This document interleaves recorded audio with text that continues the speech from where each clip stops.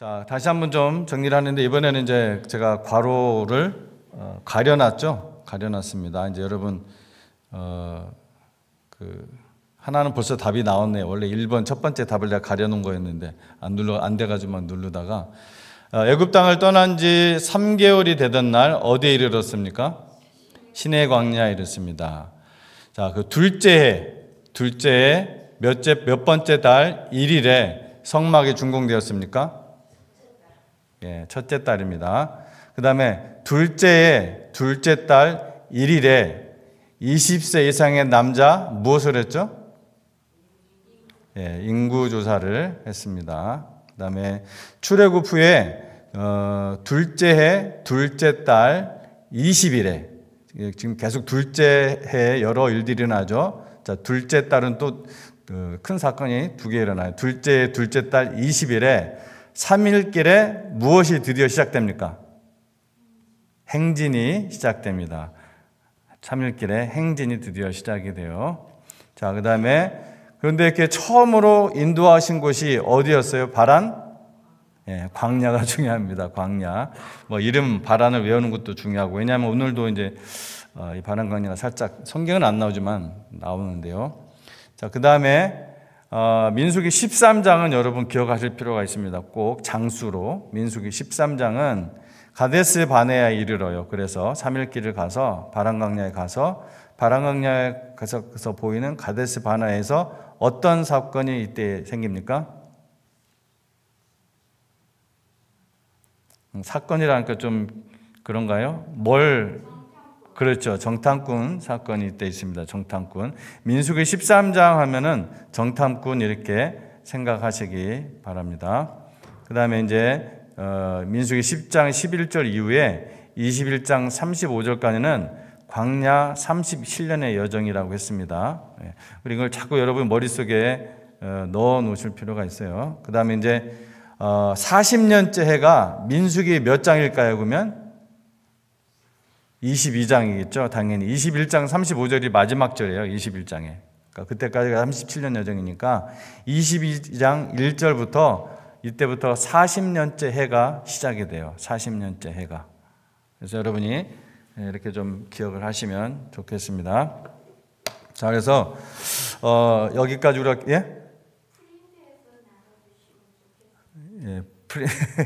그렇게요. 아니 근데 프린트해도 안 보면 끝까지 이렇게 머릿속에 넣지 않으면 소용이 없어서 프린트해서 드릴게요.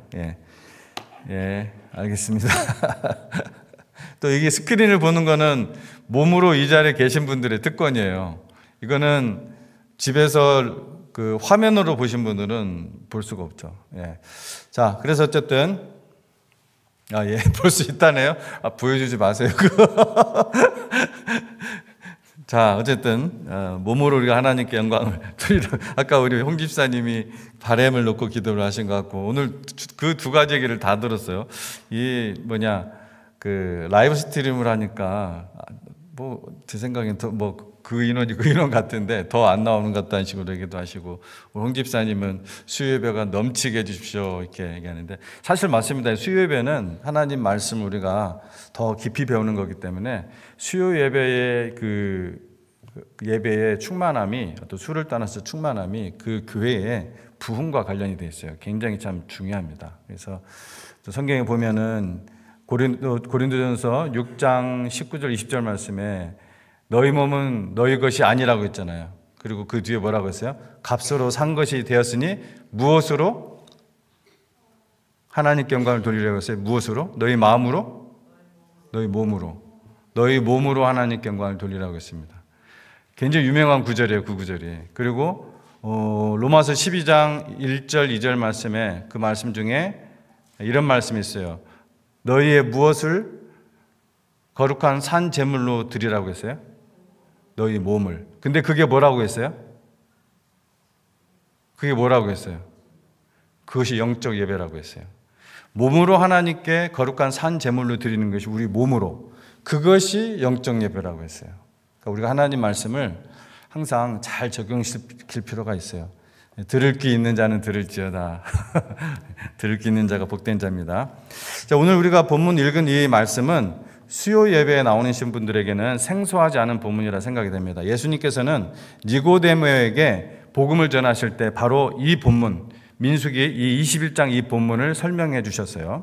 아주 유명한 구절이죠. 요한복음 3장 16절.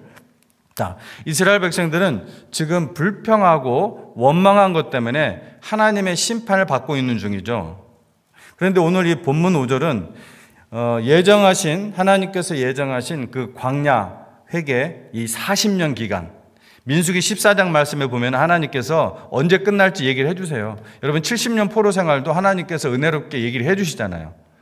여러분 40년도 미리 얘기 안 해주면 얼마나 힘들었겠어요. 그래도 40년 딱 얘기를 해주시잖아요. 민수기 14장에서. 그러니까 이 광야 회개 40년 기간이 지금 이 21장이니까 거의 다 온 거예요.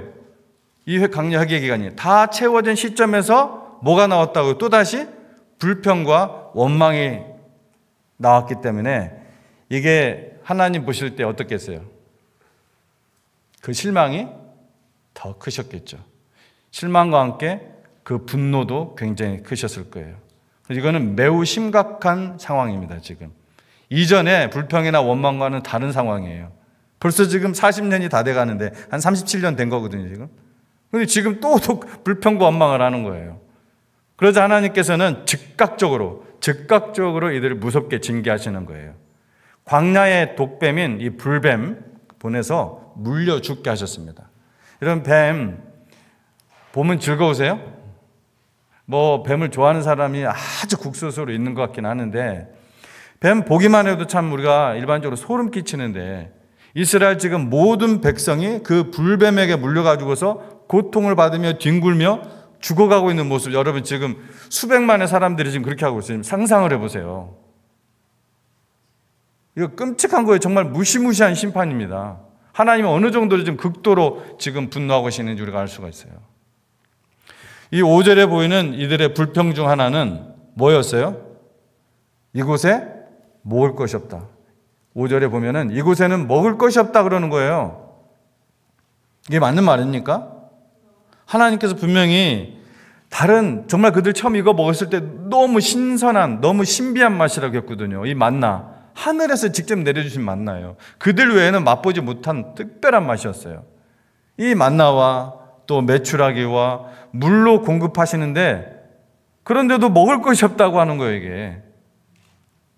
우리는 이 말씀 앞에서 사실 우리 자신을 돌아볼 필요가 있다고 생각을 합니다.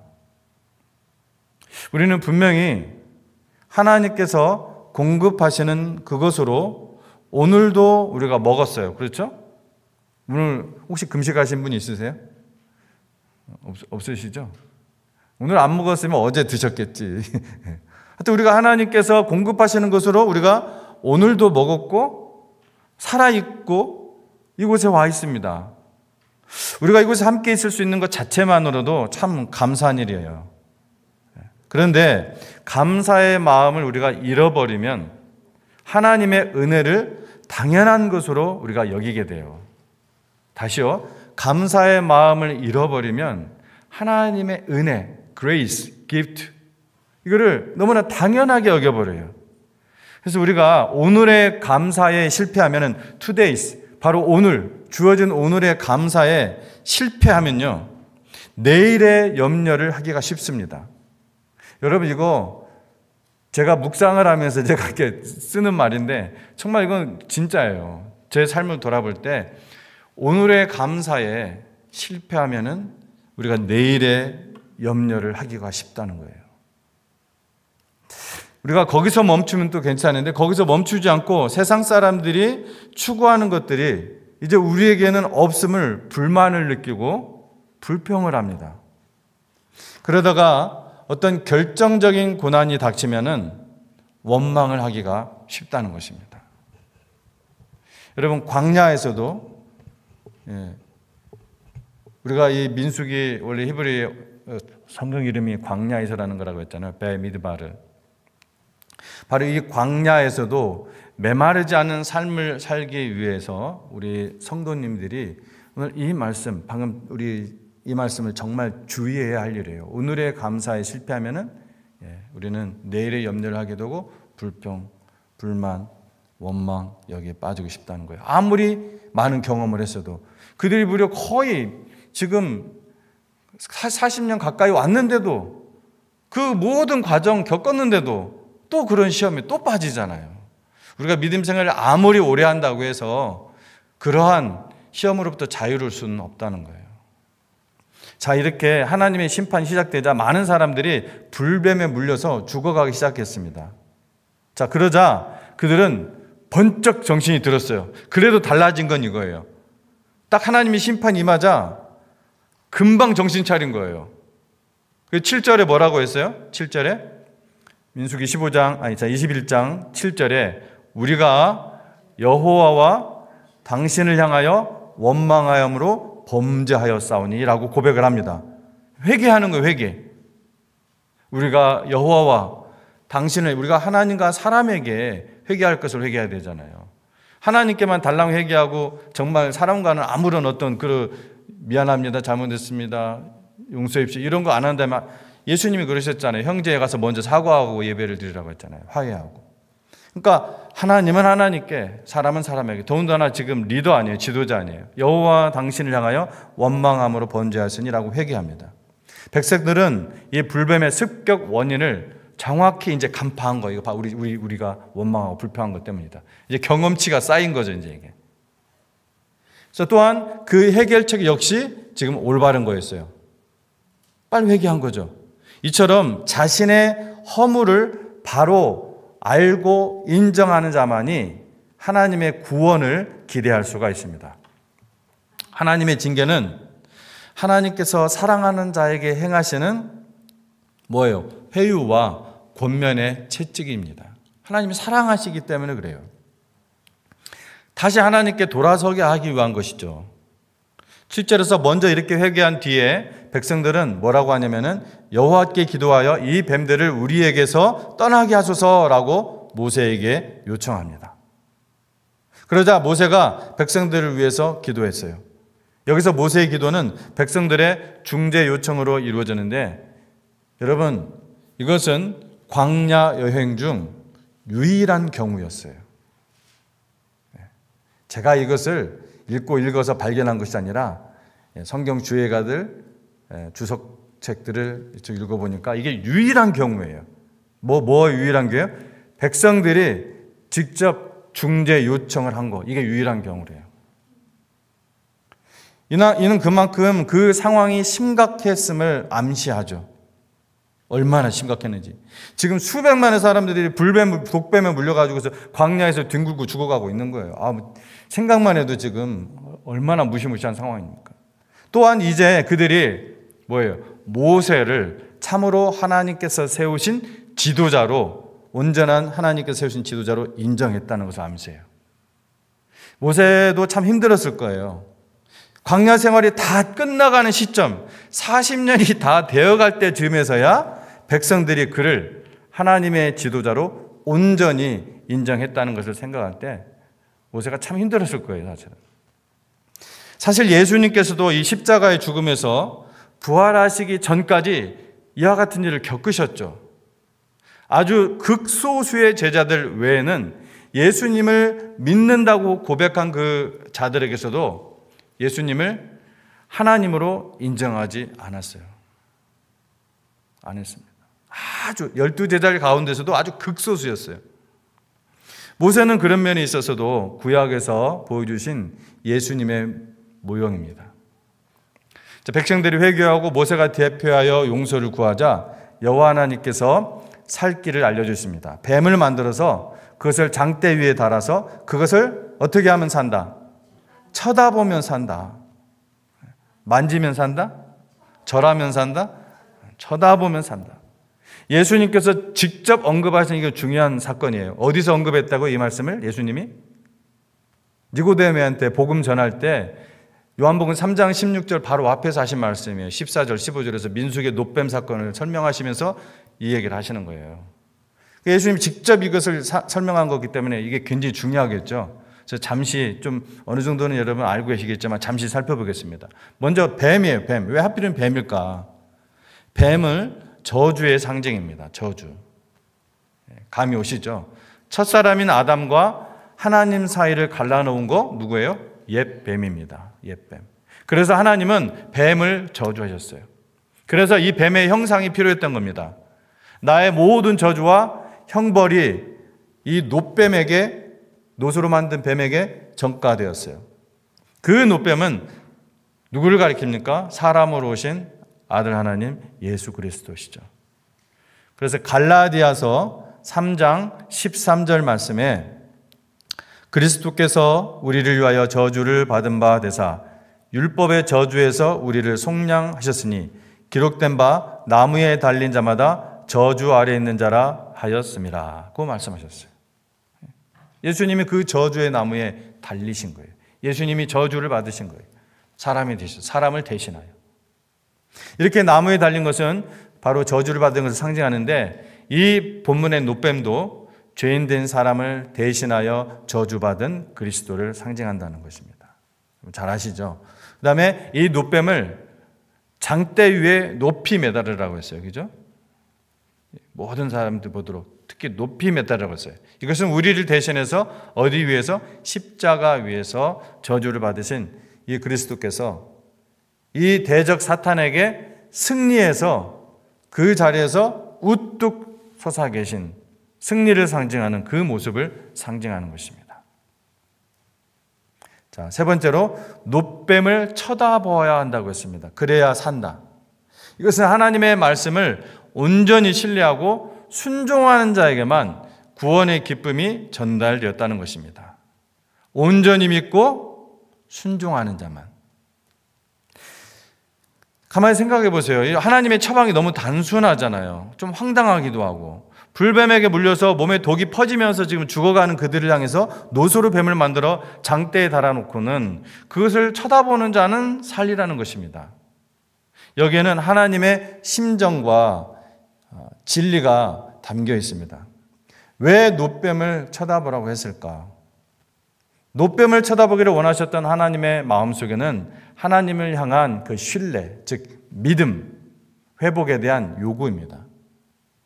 모두가 납득할 수 있는 요구들을 했더라면 하나님을 믿지 않아도 순종할 수 있어요. 납득이 되면은. 무슨 말이냐면은, 예를 들어 어떤 약초를 발라라. 하나님이 약을 어디다 뚝 떨어뜨려 주고 뭐 그 약을 발라라 한 어떤 과학적이고도 어떤 의학적인 요구를 했으면은 믿음과 상관없이 행했을 거예요.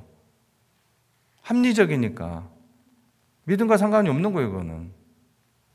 그러나 지금 하나님은 사실 황당한 요구를 하시는 거예요. 하나님을 믿는 믿음이 없으면 실천하기 어렵죠. 하나님을 믿는 믿음이 없으면 실천하기 어려워요.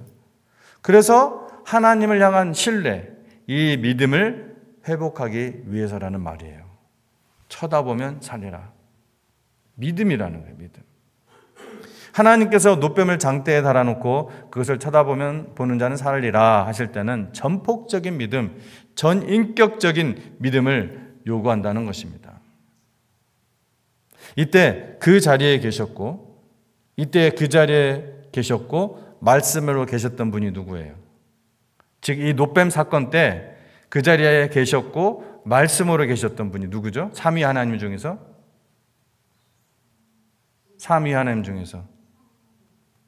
말씀으로 계셨던 분이라고 하면 힌트를 얻으셔야죠. 예수님이죠. 성자 하나님, 말씀이신 하나님은 예수님이잖아요. 그 자리에 계셨어요, 안 계셨어요? 예수님이 그 자리에 계셨어요. 그렇죠? 아니에요? 그 자리에 예수님이 계셨죠. 아니, 삼위 하나님이 따로따로 노시는 데가 있어요. 당연히 그 자리에 삼위 하나님이 계셨던 것이죠. 삼위 하나님 중에 아들 하나님이 말씀으로, 그 말씀하실 때 그 말씀이 누구예요? 예수님이죠. 그 말씀으로 계시는 아들 하나님이 그로부터 약 1400년이 지나서 누구에게 설명했다고요? 니고데임에게 사람으로 딱 나타나셔서 니고데임에게 설명한 거예요. 그 나무에 달렸던 그 놋뱀 사건을 설명하시면서 말씀하신 거예요. 놋뱀 사건 얘기하시면서 뭐라고 했어요? 16절에 하나님이 세상을 이처럼 사랑하사 독생자를 주셨으니 이는 저를 믿는 자마다 멸망하지 않고 영생을 얻게 하려 하심이라. 이 유명한 말씀이 바로 그 노벤 사건과 함께 나온 거예요. 아버지 하나님께서는 바로 이런 믿음으로 나오는 자를 구원하시고 또 이런 믿음의 관계로 함께 살아가기 원하신 줄을 여러분 믿으시기 바랍니다. 자, 이제 마지막 중요한 교훈을 한 가지 더 나누고 마치려고 합니다. 이들이 광야 여정에 다 되어갔을 무렵에도 불구하고 왜 그렇게 원망하고 불평했을까? 좀 트리거가 된 사건이 무엇일까? 우리가 읽지 않은 부분에 있어요. 1절부터 그게 바로 4절에 나오는 거예요. 자, 1절을 보겠습니다. 네게브라고 하죠. 네겝에 거주하는 가나안 사람 곧 아라사의 왕이 이스라엘이 아다람길로 온다함을 듣고 이스라엘을 쳐서 그중 몇 사람을 사로잡은지라. 구약의 지명들이 나오면 좀 이해하기가 어렵죠. 지도를 잠깐 이렇게 보시면서 보시기 바랍니다. 당시 이 아라세 통치자는 호르산에 진치고 있던 이스라엘이 아다림길을 통해서 영내로 진입해 온다는 소식을 듣고서 그들을 선제 공격하여서 몇 명의 포로를 잡아갔습니다. 지금 제가 성경 1절부터 4절 말씀을 설명해 드리는 거예요. 먼저 공격해서 이스라엘 사람 몇 명의 포로를 잡아가 버렸어요. 납치해 간 거죠. 그래서 2절에 보면은 이스라엘이 하나님께 서원하며 간구합니다. 이스라엘은 이 아라신들의 예상 못했던 그 공격에 치를 떨면서 그들을 향해 극도의 분노를 나타내었습니다. 그래서 그들은 여호와의 선민으로서의 긍지와 자존심을 회복하기 위해서 여호와께 승리를 보장해달라고 했습니다. 그리하여 만일 승리하게 되면 마치 희생제물을 하나님께 다 제단에 바치듯 이 그 성읍에 속한 모든 것들을 진멸함으로써 하나님께 영광 돌릴 것을 맹세하였습니다. 진멸, 소위 헤렘이죠. 헤렘. 그러니까 이것은 뭐냐면 전리품이 목적이 아니라 온전한 봉헌, 완전히 다 드린다는 거예요. 그리고 이거는 거룩한 전쟁, 성전이라는 것입니다. 그래서 3절을 보면 여호와께서 이스라엘 백성들의 요청을 들어주십니다. 이스라엘은 비록 광야 여행 중 불평과 원망을 일삼았지만 하나님께서는 그들을 버리지 않으시고 끝까지 인도하셨고 특히 그들의 그 간구를 물리치지 않으시고 기꺼이 응답해 주셨던 것입니다.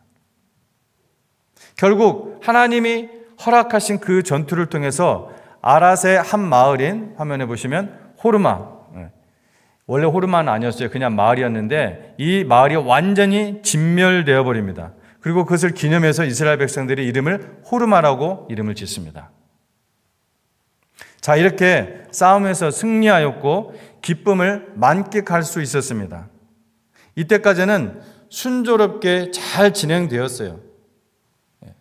그런데 자, 그거 보기 전에 잠깐 지도를 다시 한번 볼까요? 지금까지 보신 거 여러분 잘 이해를 하셨나요? 네. 여기가 가데스 바네아. 근데 이 지도는 제가 로고스 10이라는 최고의 성경 그 프로그램인데 그 프로그램에서 제가 그 화면 스크린 커팅해 가지고 이렇게 가져온 거거든요. 제가 돈을 주고 산 거기 때문에 얼마든지 이렇게 할 수 있는 거예요. 참고로 제가 이거는 에디팅을 제가 한 겁니다. 근데 이제 이 지도가 퍼펙트하게 맞지는 않는데 이게 only 이 지도는 퍼펙트하다 이렇게 할 수는 없어요. 왜냐하면 제가 다른 것들을 보면 또 이것이 이 정도로 옮겨진 것도 있어요. 근데 그건 그렇게 중요하지 않으니까 지금. 자, 어쨌든 가데스 바네아 위에 호르산. 여기 호르산이 뭐냐면 아론이 죽은 곳이에요. 아론이 호르산에서 죽었습니다. 이 호르산에 캠핑을 하고 있었어요. 텐트를 치고 있었어요. 이스라엘 백성들이. 그래서 여기 텐트를 치고 있었는데 아라사의 왕이 여기 갑자기 급습을 해가지고서 납치를 해가 버린 거예요.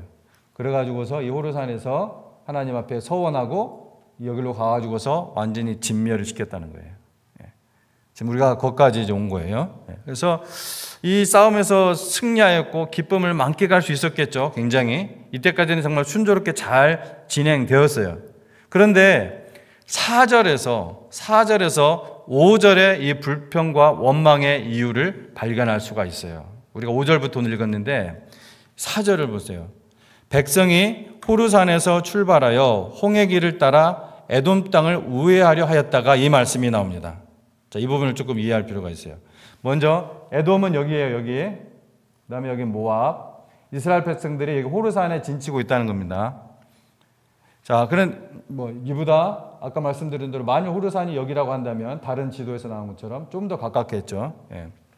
자, 이스라엘은 그래서 이 말이 무슨 말씀이냐면요. 에돔의 방어로 인해서 평탄한 왕의 대로가 있는 에돔 동쪽으로 진입하지 못하고 홍해의 길, 즉 홍해의 길은 뭐냐면 여기가 홍해거든요.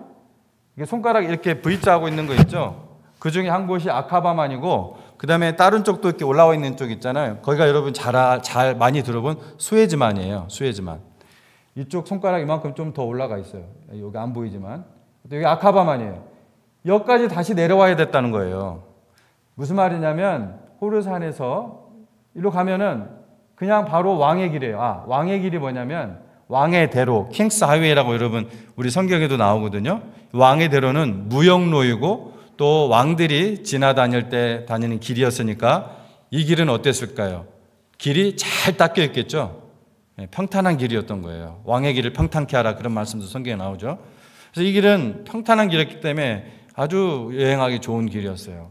그 왕의 대로가 여기 아까 수에즈만 여기 있다고 했죠. 수에즈만과 아카바만 여기서 이렇게 길이 이렇게 지나가서 이쪽으로 가게 돼 있었어요.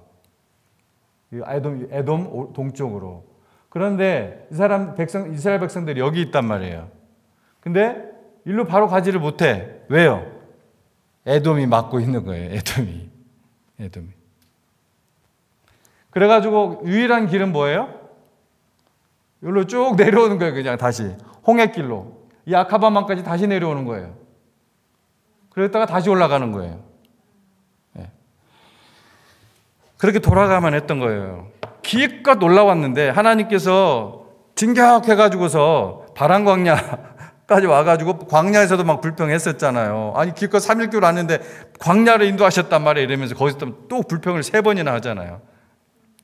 기껏 올라왔는데 뭐예요? 처음으로 다시 돌아가야 되는 거예요. 처음으로. 거의 처음으로 돌아가는 거죠. 요 아래가 바로 여기 아카바만이고 여기가 시내산이니까. 그래서 4절 후반부에 여러분 4절 후반부에서 무엇으로 말미암아? 길로 말미암아 백성의 마음이 어땠다? 상했던 것입니다. 상했던 거예요. 아까 언급한 대로 38년간 광야에서 방황했던 이스라엘이 바로 그냥 건너면 되는 그 지름길을 제쳐놓고 또다시 고역스러운 광야길로 나서야 했기 때문에 백성들은 더 이상 이제 참지 못하고 극한 분노를 일으키고 말았던 거예요. 여러분, 이스라엘 백성의 심정이 이해가 돼요? 안 돼요? 되죠? 이스라엘 백성의 심정이 이해가 돼요. 이해가 된다는 것은 우리도 그렇다는 거 아닙니까? 우리도? 사실 그런 상황만 본다면은 그런 시츄에이션만 본다면은 얼마나 답답하고 맥 빠지고 정말 눈물 나는 일이에요. 우리가 이스라엘 백성 사실 이해는 해줘야 돼요. 이 부분에 있어서는 적어도. 자, 그런데 이때 우리는 세상 사람들과 다른 아버지를 모시고 있다는 걸 기억을 해야 됩니다. 이때. 이런 상황이 딱 닥칠 때. 다시 우리의 인생이 원점으로 돌아간 것 같을 때, 우리가 뭘 하고자 했던 일 계획, 이거 하나님께서 나에게 주신 일이고 하나님께서 우리에게 주신 비전이고 이런 것으로 생각하고 여기까지 쭉 갔는데 하나님이 다시 돌아가 완전 원점으로. 얼마나 이거 진짜 낙담이 돼요. 그럴 때 어떻게 해야 됩니까? 우리 아버지 하나님 봐야 돼요. 하나님 아버지 봐야 됩니다. 우리 아버지는 신실하신 하나님, 그리고 모든 것을 합력하여 선을 이루시는 하나님이십니다. 우리가 이걸 믿어야 돼요. 이 베미드바르, 이 광야에서 하나님의 성도가 위로받고 힘을 얻고 승리하는 유일한 길은 여러분 믿음의 눈으로 하나님을 바라보는 것입니다. 그래서 우리가 받은 은혜를 기억하는 것입니다. 이거 망각하면 하나님이 나와 어떤 역사를 나에게 하셨는지 이거 잊어먹으면 우리는 너무나 쉽게 쓰러진다니까요. 감사하는 것입니다. 감사의 마음을 잃어버리면 하나님의 은혜를 당연한 것으로 여기게 되고 하나님보다는 다른 것들의 눈을 자꾸 돌리게 되고 오늘의 감사에 실패하면 어떻게 된다고요? 내일의 염려를 먼저 하기가 쉽다는 것입니다. 그러다가 침체에 빠지거나 자칫 불평과 원망의 늪에 저와 여러분 모두가 똑같이 그 늪에 빠질 수가 있다는 것입니다. 하나님을 바라보지 않으면, 감사에 실패하면. 여러분 기억합시다. 우리가 사망에서, 영원한 사망에서 영생으로 구원받는 것도, 그리고 그 영원한 본향을 향한 이 영생의 삶도 항상 여호와 하나님을 믿음의 눈으로 바라보는 것입니다. 함께, 여러분 함께 그런 삶을 추구하시지 않겠습니까? 기도하겠습니다.